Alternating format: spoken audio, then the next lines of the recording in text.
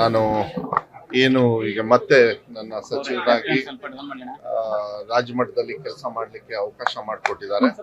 ಅದಕ್ಕೆ ನಾನು ವಿಶೇಷವಾಗಿ ಎಲ್ಲ ನಮ್ಮ ವರಿಷ್ಠರಿಗೆ ಡೆಲ್ಲಿಯಲ್ಲಿ ಇರ್ತಕ್ಕಂಥವ್ರು ಇರ್ಬೋದು ಮತ್ತೆ ಎಲ್ಲರಿಗೂ ಕೂಡ ಅದರಲ್ಲಿ ವಿಶೇಷವಾಗಿ ಇಷ್ಟು ದಿವಸ ನನಗೆ ಸಿದ್ದರಾಮಯ್ಯ ಸಾಹೇಬರು ಅವರ ಮಂತ್ರಿಮಂಡಲದಲ್ಲಿ ಒಂದು ಬಹಳ ದೊಡ್ಡ ಇಲಾಖೆಯನ್ನು ಕೊಟ್ಟು ನನಗೆ ಒಳ್ಳೆ ಕೆಲಸವನ್ನು ನಿರ್ವಹಣೆ ಮಾಡೋದಕ್ಕೆ ಅವಕಾಶ ಮಾಡಿಕೊಟ್ಟಿದ್ದಾರೆ. ಮತ್ತು ಅದೇ ರೀತಿ ಸನ್ಮಾನ್ಯ ಡಿ.ಕೆ. ಶಿವಕುಮಾರ್ ಸಾಹೇಬರು, ಯಾಕಂದ್ರೆ ಡಿ.ಕೆ. ಶಿವಕುಮಾರ್ ಸಾಹೇಬರು ಅಂದ್ರೆ ನಮಗೆ ಒಂದು ಸ್ವಲ್ಪ ಅಣ್ಣನ ಸಮಾನ.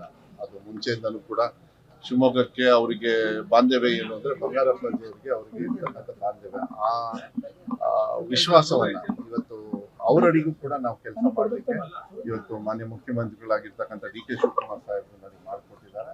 ಮತ್ತೆ ನಾನು ವಿಶೇಷವಾಗಿ ಶಿವಮೊಗ್ಗ ಜಿಲ್ಲೆಯ ಎಲ್ಲ ನಮ್ಮ ಅಧ್ಯಕ್ಷರಿಂದ ಹಿಡಿದು ಎಲ್ಲ ನಮ್ಮ ಮುಖ್ಯಮಂತ್ರಿಗೆ ನಾನು ಧನ್ಯವಾದಗಳನ್ನ ಹೇಳಲಿಕ್ಕೆ ಇಷ್ಟಪಡ್ತೀನಿ. ಈ 3 ವರ್ಷದೊಳಗೆ ಸಾಕಷ್ಟು ಕೆಲಸ ಕಾರ್ಯಗಳನ್ನ ನಾವೆಲ್ಲರೂ ಕೂಡ ಒಗ್ಗಟ್ಟಾಗಿ ಪಕ್ಷದ ಸಂಘಟನೆ ಒಂದು ಭಾಗ ಅಂದ್ರೆ ಕೆಲಸದಲ್ಲೂ ಕೂಡ ಅವರಿಗೆ ಸಹಕಾರವನ್ನು ಮಾಡ್ತಕ್ಕಂಥದ್ದು ನನಗೆ ಮಾರ್ಗದರ್ಶನವನ್ನು ಕೂಡ ಸಾಕಷ್ಟು ಜನರು ಕೊಟ್ಟಿದ್ದಾರೆ. ನಾನು ನನ್ನ ಸಭಾ ಕ್ಷೇತ್ರದ ಜನರಿಗೆ ನಾನು ಧನ್ಯವಾದಗಳನ್ನು ಹೇಳ್ಬೇಕು. ಯಾಕಂದ್ರೆ ಅವರು ನಮ್ಮನ್ನ ವಿಧಾನಸಭೆಗೆ ಕಳಿಸ್ಲಿಲ್ಲ ಅಂದ್ರೆ ಈ ಅವಕಾಶಗಳು ಸಿಗೋದಿಲ್ಲ. ನಾನು ಅದಕ್ಕೆ ಬಹಳ ಸಂತೋಷ ಆಗುತ್ತೆ. ಮತ್ತೆ ನನ್ನ ಮೇಲೆ ವಿಶ್ವಾಸ ಇಟ್ಟಿದ್ದಾರೆ.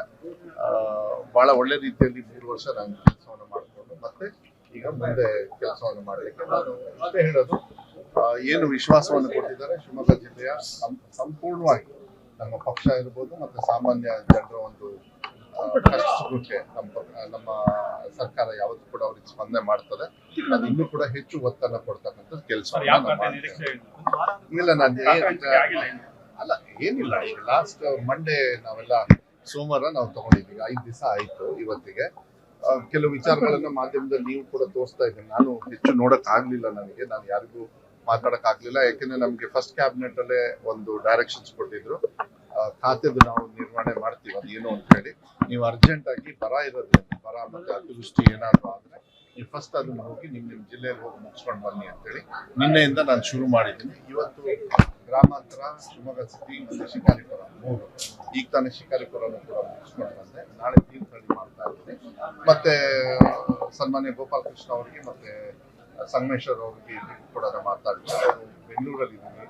ಅದಾದ್ಮೇಲೆ ಈ ಒಂದು ಫೇಸ್ ಮುಗಿಸ್ಕೊಳ್ಳಿ, ಅದಾದ್ಮೇಲೆ ನಾವು ಹೇಳ್ತೀವಿ, ಅವಾಗ ನೀವು ಬಂದು ಹೋಗಿ ಅಂತ ಹೇಳಿದ್ರೆ ಅದು ಮುಂದೆ ಅಲ್ಲೂ ಕೂಡ ಮಾಡ್ತೀವಿ.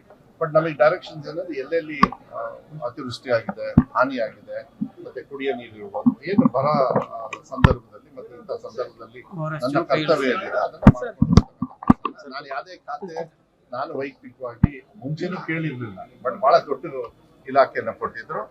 ಅದ್ರಲ್ಲಿ 3 ವರ್ಷ ನಾನು ಕೆಲಸ ಮಾಡಿರ್ತಕ್ಕಂಥದ್ದನ್ನ ನನಗನ್ಸಿದ್ದು ಗುರುತಿಸಿದ್ದಾರೆ ಅಂತ ಭಾವಿಸ್ತೀನಿ.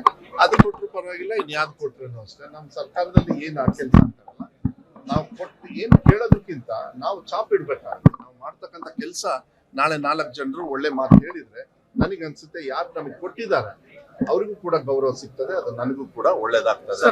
ಸರ್ ಮತ್ತೆ ಸಂಪುಟ ಪುನರಚನೆ ಆಗುತ್ತೆ ಅನ್ನೋ ಮಾತು ಕೇಳಿ ಬರ್ತಾರೆ. ಸಿಎಂ ಕೂಡ ಡೆಲ್ಲಿ ಹೋಗ್ತಾರೆ. ಜೊತೆಗೆ ಈಗ ಪ್ರಿಯಾಂಕ್ ಖರ್ಗೆ ಅವರು ಇರ್ಬೋದು, ಬಾಲಕೃಷ್ಣ ಅವರು ಕೂಡ ತ್ಯಾಗದ ಮಾತುಗಳನ್ನ ಆಡ್ತಾ ಇದ್ದಾರೆ. ಅದು ಏನ್ ಮಾಧ್ಯಮದಲ್ಲಿ ಮತ್ತೆ ಸ್ವಲ್ಪ ಗೊಂದಲ ಇತ್ತು. ಈಗ ಸನ್ಮಾನ್ಯ ಗೋಪಾಲ್ ಕೃಷ್ಣ ಅವರು ಕೂಡ ಇಲ್ಲಿ ಶಿವಮೊಗ್ಗದಲ್ಲಿ ಅವರು ಕೂಡ ಬೇಡಿಕೆಗಳನ್ನು ಇಟ್ಟಿದ್ರು. ಆದ್ರೆ ಅವರು ಕೂಡ ಸ್ಟೇಟ್ಮೆಂಟ್ ಕೊಟ್ಟರು ಅವರು ಪಾಪ. ಯಾಕಂದ್ರೆ ಆಸೆ ಎಲ್ಲರಿಗೂ ಇರ್ತದೆ, ಆದ್ರೆ ತೀರ್ಮಾನ ವರಿಷ್ಠರಿಗೆ ಬಿಡ್ತೀವಿ ಯಾವಾಗ್ಲೂ ಕೂಡ. ಅದೇ ರೀತಿ ಇದ್ದಾಗ ಎಲ್ಲೋ ಒಂದು ರೀತಿಯಲ್ಲಿ ತುಂಬಾ ಅಸಮಾಧಾನ ಆದಾಗ ಯಾರೋ ಒಬ್ರು ನಾವು ಸ್ಯಾಕ್ರಿಫೈಸ್ ಮಾಡ್ತೀವಿ ಅಂತ ಹೇಳಿ ಕೆಲವರೆಲ್ಲ ನಮ್ಮ ಮಾಧ್ಯಮದ ಮೂಲಕ ನಾನು ನೋಡಿದ್ದೀನಿ. ಯಾರಿಗೂ ನಾನು ವೈಯಕ್ತಿಕವಾಗಿ ನಾನು ಮಾತಾಡಿಲ್ಲ. ಮೋಸ್ಟ್ಲಿ ನಾನು ನಾಳೆ ಇದನ್ನೆಲ್ಲ ಮುಗಿಸಿ ನಾಳೆ ವಾಪಸ್ ಹೋದ್ಮೇಲೆ ಬೇರೆ ಬೇರೆದಾಗುತ್ತೆ, ಅದೆಲ್ಲ ವರಿಷ್ಠರು ನೋಡ್ತಾರೆ. ಈಗ ಏನೇ ಗೊಂದಲ ಇದ್ರೂ ಕೂಡ ನಮಗೆ ಅಧಿಕಾರ ಇರೋದಿಲ್ಲ. ಅದನ್ನ ಏನು ವಿಳಂಬ ಏನಿಲ್ಲ. ಐ ಥಿಂಕ್ ಅದು ಒಂದ್ಸತಿ ಯಡಿಯೂರಪ್ಪ ಮುಖ್ಯಮಂತ್ರಿಗಳಿದ್ದಾಗ 2 ತಿಂಗಳು ಏನೂ ಆಗಿರ್ಲಿಲ್ಲ. ನಾನು ಹೋಲ್ಸಕ್ ಹೋಗಲ್ಲ, ಅದು ತಪ್ಪಾಗ್ತದೆ. ಬಟ್ ಅದ್ ಮಾಡ್ತಾರೆ, ತಗೊಳ್ಳಿ, ಬರೆದು ಕೆಲಸ ಕೊಟ್ಟಿದ್ದಾರೆ. ಇದಾದ್ಮೇಲೆ ನಮ್ಮ ಸಹೋದರಿ ಸಚಿವ ಸ್ಥಾನ ಸಿಕ್ಕಿದ ಸಂತೋಷ ಆಗಿದೆ.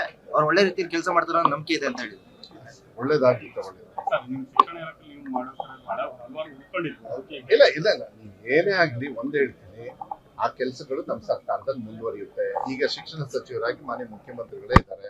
ಅವರಿಗೆ ಶಿಕ್ಷಣ ಅಂದ್ರೆ ಸ್ವಲ್ಪ ಅವರು ನನಗೆ ಆಕ್ಚುಲಿ ಅವರೇ ನನ್ನನ್ನ ಮೇಲ್ ಯಾವಾಗ್ಲೂ ಹಿಂಗ್ ನೋಡ್ತಾ ಇದ್ರು. ಸಿದ್ದರಾಮಯ್ಯ ಸಾಹೇಬ್ರ ಜೊತೆಗೆ ಅವರು ಕೂಡ ಶಿಕ್ಷಣದ ಬಗ್ಗೆ ಇರೋದ್ರಿಂದ ನೀವು ಅದನ್ನ ಇಷ್ಟು ವರ್ಷ ಹಿಂಗ್ ಮಾಡ್ಕೊಂಡು ಬಂದ್ರೆ ಇನ್ನೂ ಚೆನ್ನಾಗಿ ಕೂಡ ನಾವು ಮಾಡ್ತೀವಿ. ಅದು ವಿಶ್ವಾಸ ಅವೆಲ್ಲ ಅನುಷ್ಠಾನ ಆಗುತ್ತೆ. ಅದೆಲ್ಲ ಒಂದು ಹಂತಕ್ಕೆ ತಂದಿಟ್ಟಿದ್ವಿ. ಅದು 1ನೇ ತಾರೀಕು ಆಗೋಗ್ಬಿಟ್ಟಿದ್ರೆ ಎಲ್ಲ ಆಗ್ಬಿಟ್ಟಿದೆ. ಸೊ ಅದೇ ಆಗುತ್ತೆ, ವಿಶ್ವಾಸ ಇಟ್ಕೊಳ್ಳಿ, ಏನು ಭಯ ಪಡ್ತಕ್ಕಂಥದ್ದಿಲ್ಲ, ಏನೇನು ಅನ್ಕೊಂಡಿದ್ವಿ ಎಲ್ಲದು ಇಲ್ಲ. ಅದು NDRF ನಾರ್ಮ್ಸ್ ಅಲ್ಲಿ ಬರ ಅಂತೇಳಿ ಸ್ಟ್ರೇಟ್ ಆಗಿ ಘೋಷಣೆ ಮಾಡೋದಕ್ಕೆ ಸ್ವಲ್ಪ ಕಷ್ಟ ಆಗ್ತದೆ. ಆದ್ರೆ ಬರದ ಸಂದರ್ಭದಲ್ಲಿ ಯಾವ್ದಾದ್ರು ಶಿಥಿಲಗೊಂಡಿದ್ರೆ ಮಳೆ ಹಾನಿ ಇರ್ಬೋದು, KV ಪ್ರಾಬ್ಲಮ್ಸ್ ಇರ್ಬೋದು, ಅಂಗನವಾಡಿಗಳು ಇಂಥವನ್ನೆಲ್ಲ ನೀವು ನೋಡೋದಕ್ಕೆ, ಕುಡಿಯೋ ನೀರು ವಿಶೇಷವಾಗಿ ಎಲ್ಲೂ ಕೂಡ ಟ್ಯಾಂಕರ್ ಅಲ್ಲಿ ಕುಡಿಯತಕ್ಕಂತ ನೀರನ್ನ ನಾನೀಗೇನು 3-4 ತಾಲೂಕು ಮಾಡಿದೆ, ಇನ್ಕ್ಲೂಡಿಂಗ್ ಈಗ ಶಿವಮೊಗ್ಗ ಇವತ್ತು ಈಗ ಮಧ್ಯಾಹ್ನ 2 ಗಂಟೆಗಿದೆ 2 ಕಾಲಿಗೆ ಅದನ್ನೆಲ್ಲ ನೋಡಿದಾಗ ನಮಗೆ ಗೊತ್ತಾಗುತ್ತೆ ಎಲ್ಲೂ ಕೂಡ ನೀರಿನ ಸಮಸ್ಯೆ ಎದ್ದು ಕಾಣಿಸ್ತಾ ಇಲ್ಲ. ಆದ್ರೆ ಮುಂದೆ ಬರ್ಬೋದು ಮಳೆ ಏನಾದ್ರು ಸರಿಗೆ ಬರ್ಲಿಲ್ಲ ಅಂತ ಹೇಳಿದ್ರೆ. ಮಳೆ ಸ್ವಲ್ಪ ಹಿಡಿದಿದೆ, ಈಗ ಕೆಲವು ಕಡೆಗೆ ಹಿಡಿದಿದೆ, ಕೆಲವು ಕಡೆಗೆ ಸ್ವಲ್ಪ ಸುಧಾರಣೆ ಆಗಿದೆ. ನಮಗೆ ಎಕ್ಸಾಕ್ಟ್ಲಿ ಗೊತ್ತಾಗೋದು ಆಗಸ್ಟ್ ಎಂಡ್ ಅಲ್ಲಿ ನಮಗೆ ಒಂದು ಇಲ್ಲ. ಅದನ್ನೆಲ್ಲಂದು ಕೂಡ ನಾನು ಆಕ್ಚುಲಿ ಮಿನಿಸ್ಟರ್ ಇಲ್ಲ ಅಂದ್ರೂ ಕೂಡ ಜಿಲ್ಲೆಯಲ್ಲಿ ಕೆಲಸ ಮಾಡಿರೋದ್ರಿಂದ ನಾನು DDPI ಅವ್ರ ಜೊತೆಗೆಲ್ಲ ಏನೋ ಅವ್ರಿಗೆ ಟಚ್ ಅಲ್ಲಿ ಇದ್ದೆ. ಇವತ್ತು ನಾನು ತಗೊಳ್ಳೋದೇ ಮೇನ್ ಆಗೋದು.